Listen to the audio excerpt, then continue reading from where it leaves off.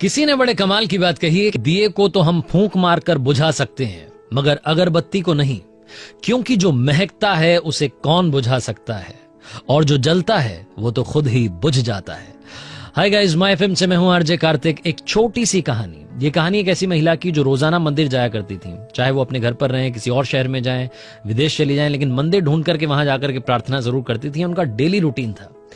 एक दिन वो मंदिर पहुंची और जाकर के देखने लगी कि आसपास क्या चल रहा है। तो उन्होंने नोटिस किया कि आजकल तो लोग काफी बिजी हो गए हैं, मोबाइल में लगे रहते हैं, फोटो खींच रहे होते हैं, वीडियो बना रहे होते हैं, गॉसिप कर रहे होते हैं, गपशप में लगे होते हैं, सास की बुराई, ये वो फलान ढिमका। तो इससे बड़ी उनको चिंता होने लगी। 2-3 दिन तक वो ये बात को ज्यादा नोटिस करने लगी। तो जाकर के पुजारी जी से पूछा कि एक बात बताइए पंडित जी, यहाँ मंदिर में इतने सारे भक्त आते हैं और ये सारे यहाँ आकर के पाखंड करते हैं, दिखावा करते हैं, पूजा कम करते हैं, भक्ति कम करते हैं, दिखावा ज्यादा करते हैं, यहाँ आकर के फोटो डाल देते हैं, सोशल मीडिया पर बता देते हैं कि मंदिर आ गया हूं। ये चल क्या रहा है? मतलब मुझे तो समझ में नहीं आ रहा है। तो बड़े ही शिकायती टोन में अपनी सारी बात रख रही थी। पंडित जी बड़े धैर्य से आराम से सारी बात सुनते रहे। उसके बाद में बोले कि एक काम कीजिएगा मैडम, जब आप कल घर से निकले मंदिर के लिए तो एक छोटा सा काम कीजिएगा। उन्होंने बोला कि हाँ जी क्या करना है?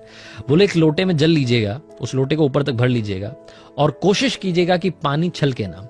आप घर से वो जल लेकर के लोटे में मंदिर आइएगा। मंदिर आने के बाद में 3 बार परिक्रमा कीजिएगा। उसके बाद में मुझसे आकर के बात करना, फिर मैं आपको सोल्यूशन दूंगा कि आपकी इस समस्या का समाधान क्या है। तो उन्होंने कहा कि ठीक है। वो घर से जब चली सुबह तो लोटे में पानी भरा हुआ था। ध्यान उनका सारा लोटे पर था कि पानी ना छलक जाए। मंदिर तक आई। मंदिर आकर के उन्होंने चुपचाप परिक्रमा की। 3 बार परिक्रमा करने के बाद में पंडित जी के पास गई और जाकर के बोली कि बताइए क्या बात है, क्या समस्या का समाधान आप देने वाले? तो पंडित जी ने उनसे कुछ सवाल किए। उन्होंने बोला कि एक बात बताइए, क्या आज आपने किसी को मोबाइल चलाते हुए देखा? क्या आज आपने किसी को फोटो क्लिक करते हुए, वीडियो बनाते हुए देखा? क्या आज आपने किसी को देखा कि कोई सास की बुराई कर रहा है, कोई बहू की बुराई कर रहा है? क्या आज आपने किसी को गॉसिप करते हुए देखा? तो जो मैडम थी उन्होंने बोला कि नहीं, आज तो मैंने किसी को कुछ नहीं देखा, आज तो मेरा सारा ध्यान इस तरफ था, पानी पर। तो जो पंडित जी थे उन्होंने कहा कि बिल्कुल सही, आज आपने उन सबको इसलिए नहीं देखा क्योंकि आपका सारा ध्यान उस लोटे के जल पर था कि कहीं पानी ना छलक जाए। आपका सारा ध्यान वहां था, आपका सारा कंसंट्रेशन वहां था, इसीलिए आप बाकी सबको इग्नोर करती चली गई।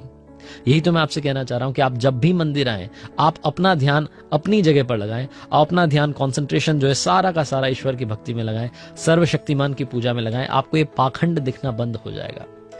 पंडित जी की और ये मैडम की जो छोटी सी कहानी है, जो कंसंट्रेशन हमें सिखाती है, बहुत सारी बातें सिखाती है। पहली बात तो अगर आप कभी भी मेडिटेशन में बैठते हैं, मेडिटेट करते वक्त सारा ध्यान सर्वशक्तिमान में होना चाहिए, उस शक्ति में होना चाहिए जिसके बारे में आप सोच रहे हैं, ध्यान कर रहे हैं। दूसरी बात ये हमें कहानी सिखाती है कि लाइफ में अगर आपने कोई गोल बना लिया है तो सिर्फ और सिर्फ उसी गोल के बारे में सोचिए, बाकी सारी बातों को इग्नोर करते चलिए।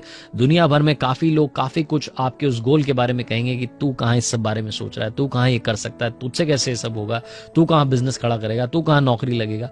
उस सब को साइड कीजिए, सिर्फ और सिर्फ वही गोल अपने दिमाग में चलने दीजिए।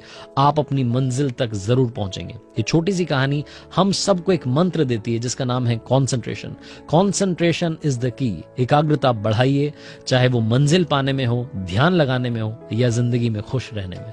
आरजे कार्तिक बस ये कहेगा, ऊपर वाले के आशीर्वाद के साथ, अपनी मेहनत के साथ कर दिखाओ कुछ ऐसा कि दुनिया करना चाहे आपके जैसा। याद रखिए, हर सोमवार सुबह 9:30 बजे मेरे YouTube चैनल पर, Facebook पेज पर देखिए एक नई कहानी। और हाँ, अगर आप कुछ अच्छा सुन रहे हैं तो आप माय एफएम सुन रहे हैं। चलो आज कुछ अच्छा सुनते हैं।